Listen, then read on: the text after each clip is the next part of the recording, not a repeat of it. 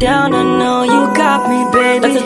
Assalamualaikum warahmatullahi wabarakatuh. Halo guys, perkenalkan saya Inka Novia Zarianti. Saya mahasiswa dari Prodi Pendidikan Fisika angkatan 2024 FKIP Universitas Sriwijaya.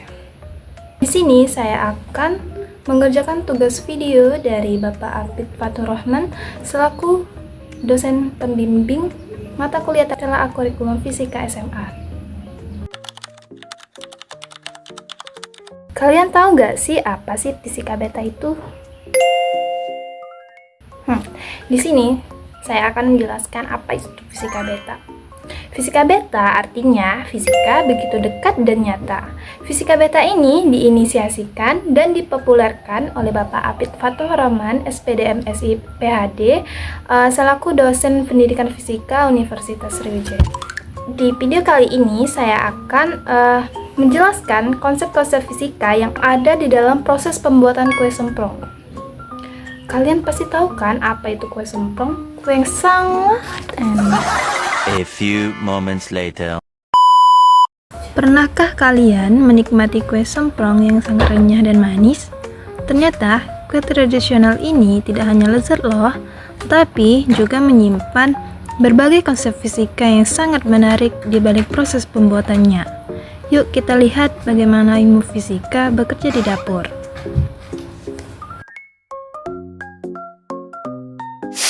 Pertama-tama kita mulai dari pemanasan cetakan kue semprong. Cetakan kue semprong biasanya terbuat dari logam seperti besi atau aluminium. Ketika diletakkan di atas api, maka logam akan menyerap panas dan menjadi sangat panas. Ini adalah contoh konsep konduksi panas, perpindahan panas dari suatu benda ke benda lain melalui sentuhan langsung.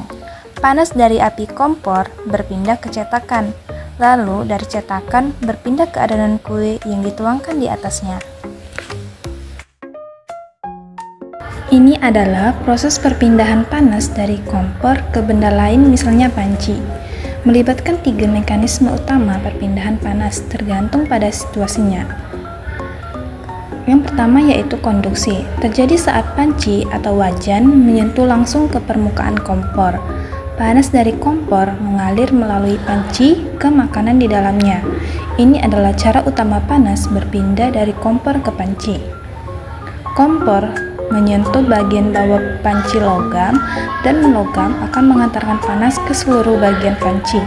Yang kedua yaitu konveksi atau aliran, terjadi dalam fluida cair atau gas. Setelah panci dipanaskan, panas dari dasar panci mengalir ke air atau minyak yang ada di dalamnya melalui konveksi.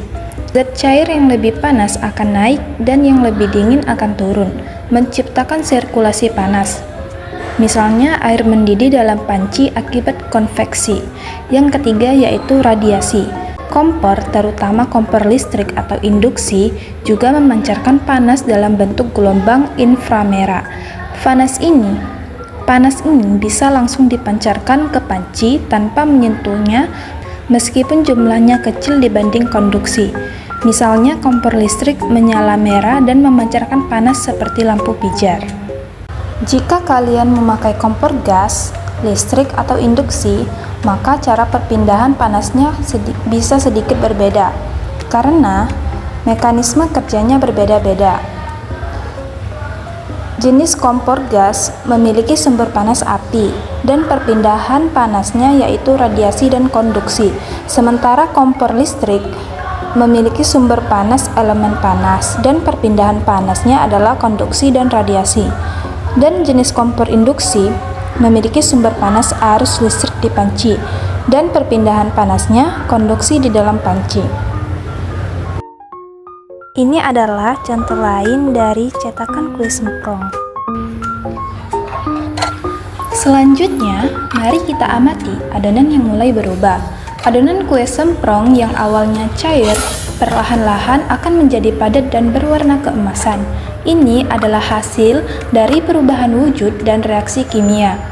Disinilah fisika bertemu dengan kimia. Panas menyebabkan protein dalam adonan menggumpal dan gula mengalami karamelisasi, menciptakan rasa manis dan tekstur renyah yang khas. Ada juga konsep pemuaian dan pendinginan. Ketika adonan terkena panas, molekul-molekulnya bergerak lebih cepat dan mengalami pemuaian.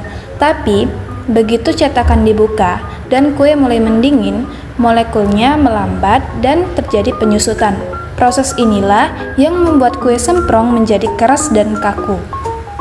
Nah, disinilah kecepatan dan keterampilan tangan sangat penting. Kue semprong harus digulung saat masih panas dan lentur. Dalam kondisi ini, adonan bisa dibentuk tanpa patah.